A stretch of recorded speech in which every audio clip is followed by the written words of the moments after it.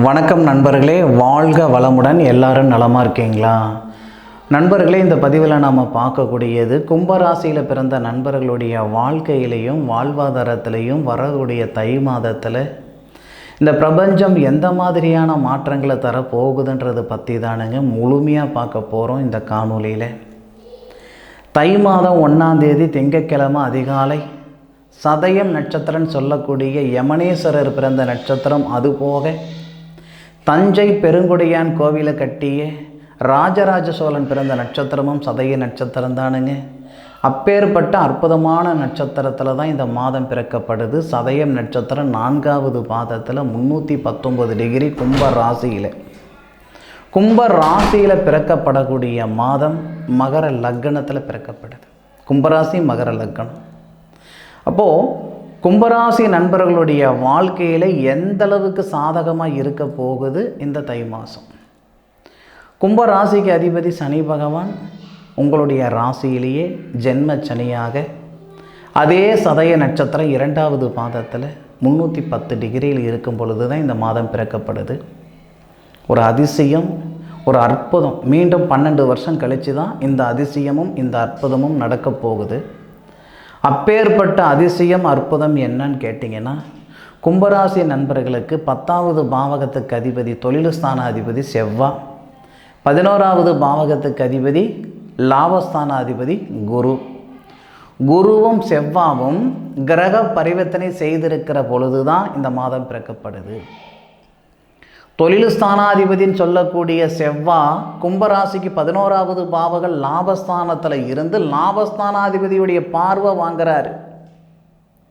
தொழில் ஸ்தானாதிபதின்னு சொல்லக்கூடிய செவ்வாய் லாபஸ்தானத்திலிருந்து 4வது பார்வையாக கும்பராசிக்கு 2வது பாவகத்தை பார்க்கக்கூடிய தருணத்தில் தான் மாதம் பிறக்கப்படுது.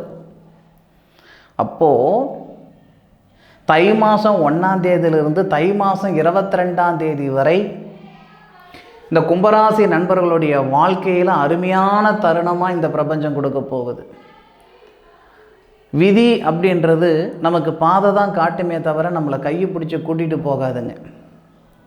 நீங்கள் உங்களுடைய வாழ்க்கையில் உயரணும்னு நினச்சிங்க, வளரணும்னு நினைக்கிறீங்கன்னா உங்களுக்கான நேர காலங்கள் இந்த தருணம்.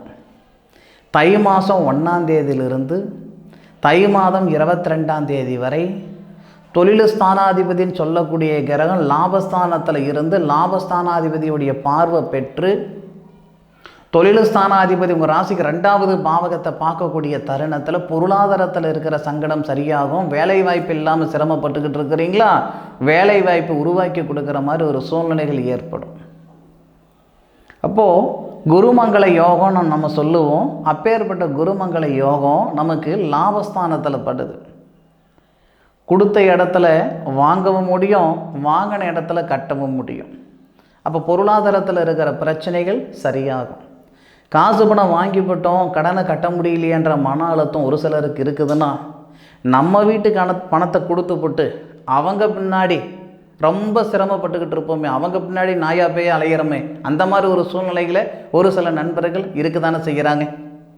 நம்ம வீட்டு பணத்தை கொடுத்து போட்டு அவங்க பின்னாடி சிரமப்பட்டுக்கிட்டு சின்னப்பட்டுக்கிட்டு ஒரு நாளைக்கு 10 ஃபோன் பண்ணி பேசிக்கிட்டு ஐயா கொடுங்க, சாமியை கொடுங்க, அண்ணா கொடுங்க, இந்த மாதிரியெல்லாம் ஒரு சில நண்பர்கள் மன அழுத்தம் இருக்க தானே செய்யுது. அப்பேற்பட்ட நண்பர்களை கூட கும்பராசியில் பிறந்தவங்களுக்கு கொடுத்த பணம் வந்து சேர்றதுக்கான வாய்ப்புகள் உண்டு. சார் எந்த வகையில் சொல்கிறீங்க, ஆதாரம் என்ன சார் அப்படின்னு கேட்டிங்கன்னா, இந்த தொழில் ஸ்தானாதிபதின்னு சொல்லக்கூடிய கிரகம் நமக்கு செவ்வாய் தான். அந்த செவ்வாய் லாபஸ்தானத்தில் இருக்கிறதுனால மட்டும் கிடையாது, லாபஸ்தானத்தில் இருக்கக்கூடிய அந்த செவ்வாவை தனஸ்தானாதிபதி குரு, அந்த தனஸ்தானாதிபதி செவ்வாவை பார்க்குறாரு.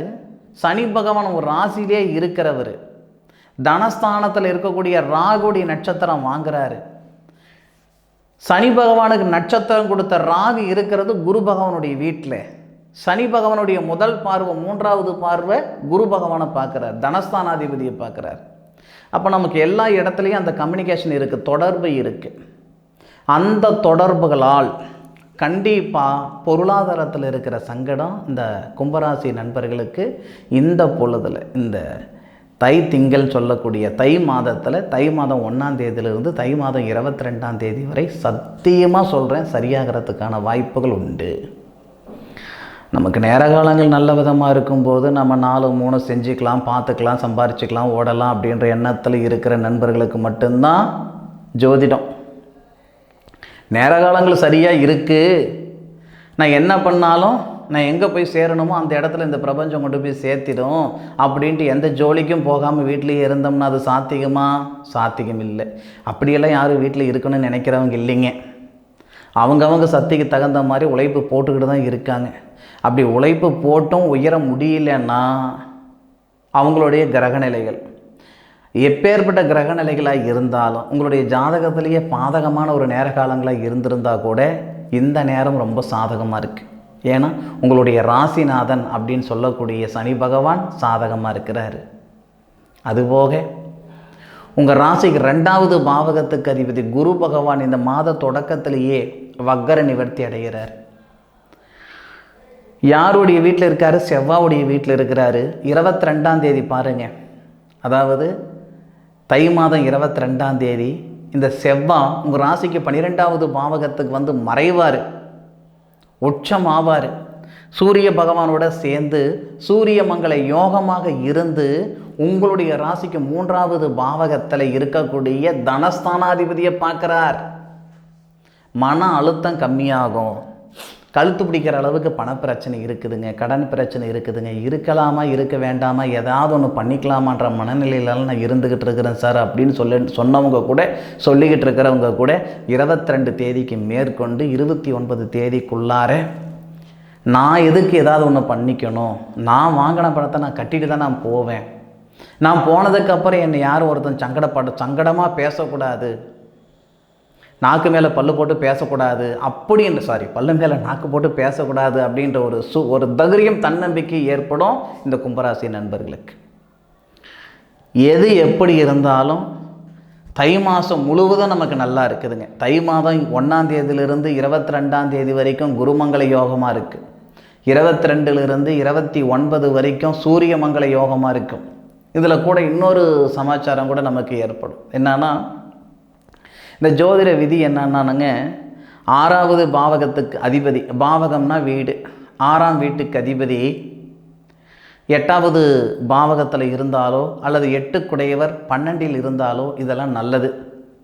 புதன் அப்படின்ற கிரகம் நம்ம ராசிக்கு 8வது பாவகத்துக்கு அதிபதி. ஆனால் அவர் 18ஆம் தேதி, இந்த மாதம் 18ஆம் தேதி, தை மாதம் 18ஆம் தேதி உங்களுடைய ராசிக்கு 12வது பாவகத்தில் இருக்கக்கூடிய சூரிய பகவானோட சேருவார். சூரிய பகவானுடைய நட்சத்திரத்தில் இருப்பார் புதன். அப்போது புதன் ஆதித்ய யோகம் அப்படின்ற ஒரு யோகம் பெருகும். இந்த மாதிரி தருணத்தில், அதாவது 18 தேதிக்கு மேற்கொண்டு கலைத்துறையில் இருக்கிற நண்பர்களுக்கும், காவல்துறையில் இருக்கிற நண்பர்களுக்கும், அரசாங்க தொழில் செய்துக்கிட்டு இருக்கிற நண்பர்களுக்கும் தன்னுடைய வேலை வாய்ப்பில் இருக்கக்கூடிய அந்த சங்கடங்கள் சரியாகும். மேலதிகாரிகளால் சங்கடங்கள் இருக்குதுங்க, தொந்தரவு இருக்குதுங்க, இல்லை ஒர்க்கு ப்ரெஷர் அதிகமாக இருக்குதுங்க, வேலையில் இருக்கலாமா இருக்க வேண்டாமா, நம்ம வேலையே வேணும்னு எழுதி வச்சு போயிடலாமான்ற மனநிலையில் இருக்கக்கூடிய கும்பராசி நண்பர்களுக்கு இந்த தருணம் நல்லா இருக்கும். வேலை வாய்ப்பில் இருக்கிற சங்கடங்கள் எல்லாம் சரியாகும். அதுபோக இந்த தை மாதத்தில் ஒரு சில நண்பர்களுக்கு இந்த பிரபஞ்சம் சுய தொழில் செய்கிறதுக்கான ஒரு வாய்ப்புகளை கொடுக்க போகுது. சொந்தமாக தொழில் பண்ணணுன்ற ஆசை எல்லாருக்கும் இருக்க தான் செய்யுது. சொந்தமாக தொழில் செய்ய முடியலையன்ற ஆதங்கமும் சிலருக்கு இருக்க தான் செய்யுது. உங்களுக்கு ஆசை இருந்தாலும் சரி அல்லது ஆதங்கம் இருந்தாலும் சரி, ரெண்டுமே சரியாகிற மாதிரி ஒரு வாய்ப்பு இந்த பிரபஞ்சம் இந்த 2024வது வருடத்தில் வரக்கூடிய தை மாதம், அதாவது ஜனவரி மாதம் 19 தேதிக்கு மேலே இப்படி சொல்லிக்கலாம். ஏன்னா ஜனவரி 15ஆம் தேதி தான் தை 1ஆம் தேதி. மாதப்பிறப்பு அன்னைக்கே நமக்கு நல்லது நடந்துருமா? நல்லது நடந்துடாது. 4ஆம் தேதியிலேருந்து நல்லது நடக்க போகுது. எந்த வகையில் 4ஆம் தேதியிலேருந்து நல்லது நடக்க போகுதுன்னா, கும்பராசிக்கு புத்திரஸ்தானாதிபதி பூர்வீக ஸ்தானாதிபதினு சொல்லக்கூடிய கிரகம் புதன், 8வது பாவகத்துக்கு அதிபதி அஷ்டமஸ்தானாதிபதினு சொல்லக்கூடிய கிரகம் புதன். அந்த புதன் உங்கள் ராசிக்கு 11வது பாவகத்தில் லாபத்தில் செவ்வாவோடு சேர்ந்துருக்கும் போது நல்லாயிருக்கும். அப்போது அந்த தருணத்தில் இந்த 5ஆம் தேதியிலிருந்து, அதாவது 4ஆம் தேதியிலிருந்து, அதாவது தை மாதத்துக்கு 4ஆம் தேதி அப்படின்னா ஆங்கில மாதத்துக்கு ஜனவரி மாதம் 19ஆம் தேதி. அந்த ஜனவரி 19இலிருந்து ஒரு சில நண்பர்களுக்கு வெளிநாடு போகிற மாதிரி ஒரு சூழ்நிலைகள் ஏற்படும். உடல் ரீதியாக இருக்கிற சங்கடங்கள் சரியாகும். ஏன்னா 7 நாட்டு சனி நடக்குது. ஏற்கனவே வண்டி வாகனத்தில் போய் கீழே விழுந்துட்டேனுங்க, நடந்து போயிட்டு இருந்தேன் கீழே விழுந்துட்டேனுங்க, உடம்புல தேவையில்லாத ஏதோ ஒரு சங்கடங்கள் வந்துக்கிட்டு இருக்குது, அப்பப்போ காய்ச்சல் தலைவலி வருது, ஏதோ ஒரு வகையில் மருத்துவ செலவுகள் நிறைய இருக்குதுங்க அப்படின்னாலும் அந்த மருத்துவ செலவுகள் இருந்து விடுபடுறதுக்கான வாய்ப்புகளை கொடுத்துரும் தை மாதம் 4 தேதிக்கு மேலே. ஒன்றும் இல்லைங்க, அந்த அஷ்டமஸ்தானாதிபதினு சொல்லக்கூடிய கிரகம் குருவுடைய பார்வைப்பட்டா முடிஞ்சு போச்சு ஜோலி. அஷ்டமஸ்தானாதிபதின்றவர் யார்? புதன் தானே. அப்போ புதன் குருவுடைய வீட்டுக்கு குரு பகவானுடைய பார்வை வாங்குவாரே. தை மாதம் 4ஆம் தேதியிலிருந்து தை மாதம் 18ஆம் தேதி வரைக்கும் கிட்டத்தட்ட பார்த்திங்கன்னா ஒரு 14 நாட்கள் குரு பகவானுடைய பார்வை வாங்குவார். குரு பார்வைப்பட்டால் கோடி புண்ணியம். அப்போ புதன் அஷ்டமஸ்தானாதிபதியும் புத்திரஸ்தானாதிபதியும். புத்திரஸ்தானாதிபதினு சொல்லக்கூடிய கிரகம் கும்பராசி நண்பர்களுக்கு புதன் புத்திரகாரகனுடைய வீட்டுக்கு புத்திரகாரகனுடைய பார்வை புத்திரஸ்தானாதிபதி வாங்குறார். அப்போது ஒரு சில கும்பராசி நண்பர்களுக்கு புத்திர செல்வம் பெறுகிறதுக்கு இது நல்ல நேரம். தை மாதம் 4ஆம் தேதியிலிருந்து தை மாதம் 18ஆம் தேதி வரைக்கும் அப்போ 14 நாள் வரும். அந்த 14 நாளில் குரு பகவானுடைய பார்வையில் புத்திரஸ்தானாதிபதி இருக்கிறதுனால கண்டிப்பாக ஒரு சில நண்பர்களுக்கு புத்திர வளர்ச்சிகள் ஏற்படும். 4 முறை 3 முறை கரு சிதைவு நடந்துருச்சுங்க, குழந்தை பாக்கியம் தங்குதே தவிர நிலைக்க மாட்டேங்குது, நான் பார்க்காத வைத்தியம் இல்லை, பண்ணாத பரிகாரம் இல்லை, ஒன்றுமே எங்களுக்கு நடக்கலைங்க அப்படின்ட்டு வருத்தப்பட்டுருக்கிற தம்பதிகளுக்கு நீங்கள் ஆணாக இருந்தாலும் சரி அல்லது பெண்ணாக இருந்தாலும் சரி கும்பராசியில் உங்களுக்கு புத்திர செல்வம் வரத்துக்குண்டான அருமையான நேரம் இந்த நேரம். ஒரு நண்பர் கேட்டிருந்தார் ஒரு 4 நாளைக்கு முன்னாடி, ஐயா அவர் மிதுன ராசி, நீங்கள் மிதுன ராசிக்காரங்களுக்கு புத்திர செல்வம் வரும்னு சொல்லியிருக்கிறீங்க, 2 பேரும் ஒரே ராசியில் இருந்தால் அதுக்கான பலனா அப்படின்னு கேட்டிருந்தாங்க. அப்படி கிடையாது. நீங்கள் ஆணாக இருந்தாலும் சரி அல்லது பெண்ணாக இருந்தாலும் சரி இந்த ராசியில் பிறந்த நண்பர்களுக்கு அந்த புத்திர பாக்கியத்தில் இருக்கிற தடைகள் நீங்கும். ஒரு ஜாதகத்தை வச்சே சொல்லிட முடியுமா சார் அப்படின்னா, இப்போ புத்திரகாரகனுடைய ஸ்தானத்தில் புத்திர ஸ்தானாதிபதி புத்திரகாரகனுடைய பார்வை வாங்கிறதுனால பலம் அதிகமாக இருக்கும். இன்னொரு ஜாதகம் அது பலவீனமாக இருந்தாலும் உங்களுடைய கிரக அமைப்புகள் பலமாக இருக்கிறதுனால அது அடிபட்டு போயிடும். இப்போ கும்பராசியில் பிறந்த ஒரு பெண்மணி, ஒரு சகோதரிக்கு கும்பராசி, அவங்களுக்கு புத்திர பாக்கியம் இல்லை, கணவர் கடகராசியில் இருக்கிறாங்கன்னு வச்சுக்கோங்க. கடகராசிக்கும் கும்பராசிக்கும் கல்யாணமே பண்ணக்கூடாது ஃபர்ஸ்ட் ஆஃப் ஆல். ஏன் அப்படின்னா 6, 8 அப்பேற்பட்டவங்களுக்கு புத்திர பாக்கியம் இல்லாமல் இருக்கிறதுனாலும் இந்த தருணத்தில் அந்த புத்திர பாக்கியத்தில் இருக்கிற தடைகள் நீங்கிடும். சரி, இது ஒரு புறம் இருக்கட்டும். உங்களுடைய ராசிக்கு 4வது பாவகத்துக்கு அதிபதி சுக்கிரனை பற்றி பேசியா கூட இந்த தருணத்தில் சுக்கிர பகவான் உங்கள் ராசியாதிபதியுடைய பார்வை வாங்குறார். அப்போது ஒரு சுப விரய செலவுகள் பண்ணுறதுக்கும் நல்லா இருக்கும். வாகனம் வாங்கிறது புத்திசாலித்தனம் இல்லை, வேறு ஏதாவது ஒரு மனை வாங்கிறது, வீடு வாசல் வாங்கிறது, வீடு வாசல் ஆல்ட்ரு பண்ணுறது, இந்த மாதிரி மண்மனை சார்ந்த விஷயங்கள் செய்யலாம், ரொம்ப நல்லா இருக்கும். அதுபோக சுய தொழில் நான் செய்யணும்னா இரும்பு இயந்திரம் சார்ந்த தொழில் நல்லா இருக்கும். அதுபோக உணவு சம்மந்தப்பட்ட தொழிலும் நல்லா இருக்கும், வியாபாரம் நல்லா இருக்கும். இந்த கும்பராசி நண்பர்களுக்கு தனித்து வேலை செய்கிறது ரொம்ப ரொம்ப நல்லது. இல்லை கூட்டு தொழில் தானே செய்யணும்னாலும் ஓகே, அது உங்களுடைய சௌகரியம். கூட்டு தொழில் செஞ்சால் உங்களால் அவங்க தான் நல்லா இருப்பாங்களே தவிர அவங்களால ஒரு பொழுதும் நீங்கள் நல்ல விதமாக இருக்க மாட்டீங்க. ஆக கும்பராசி நண்பர்களுக்கு தை மாதம் 100%, 86% சாதகமாக இருக்குது. 100% யாருக்கும் எப்பயும் சாதகமாக இருக்க போகிறதில்லை. ஒரு 86% நிச்சயமாக சாதகமாக இருக்குது. அதுபோக இந்த புரட்டாதி நட்சத்திரத்தில் பிறந்த நண்பர்கள், புரட்டாதி நட்சத்திரத்தில் மட்டும் இல்லை, கும்பராசியில் பிறந்த நண்பர்கள் பைரவர் கோவிலுக்கு தேய்பிரை அஷ்டமியில் போயிட்டு வர்றது ரொம்ப ரொம்ப அற்புதமான ஒரு விஷயம். இந்த தை மாதத்தில் வரக்கூடிய தேய்பிரை அஷ்டமி அந்த தருணத்தில் பைரவர் கோவிலுக்கு போயிட்டு ஒரு பூசணிக்காய் விளக்குன்னா என்ன சார் அப்படின்னா, இந்த திருஷ்டி பூசணிக்காய், திருஷ்டிக்கு உடைப்போம் இல்லைங்களா, அந்த சாம்பல் பூசணிக்கான்னு சொல்லுவாங்க. ஒரு புறத்தில் நீர் பூசணிக்கான்னு சொல்லுவாங்க, ஒரு பக்கத்தில் திருஷ்டி பூசணிக்கான்னு சொல்லுவாங்க. எது எப்படியோ திருஷ்டிக்கு உடைப்போம் இல்லைங்களா, அந்த பூசணிக்காய் அதை கட் பண்ணி உள்ளே இருக்கிற விரையெல்லாம் எடுத்துட்டு நல்லெண்ணெய் ஊற்றி கருமிளகு ஒரு சிகப்பு துணியில் போட்டு உள்ளே வச்சு ஏற்றி அடியில் வாழை இலை போடணும். வாழை இலைக்கு மேலே அரிசி வச்சுட்டு அந்த மாதிரி விளக்கேற்றுங்க. இப்படி ஏற்றுறதுனால கடன் பிரச்சனைகள் சரியாகும், அதுபோக மன அழுத்தம் சரியாகும். கும்பராசி நண்பர்களுக்கு வாழ்க்கையில் வளர்ச்சி வரத்துக்குண்டான அற்புதமான பரிகாரம் இந்த மாதத்தில் வரக்கூடிய தேய்பிரை அஷ்டமியில் இந்த வழிமுறை பண்ணுங்க, நிச்சயம் நல்லது நடக்கும். அதுபோக உங்களுடைய சுய ஜாதகத்தில் நிறைய பரிவர்த்தனைகளும் பரிகாரங்களும் இருக்கும்.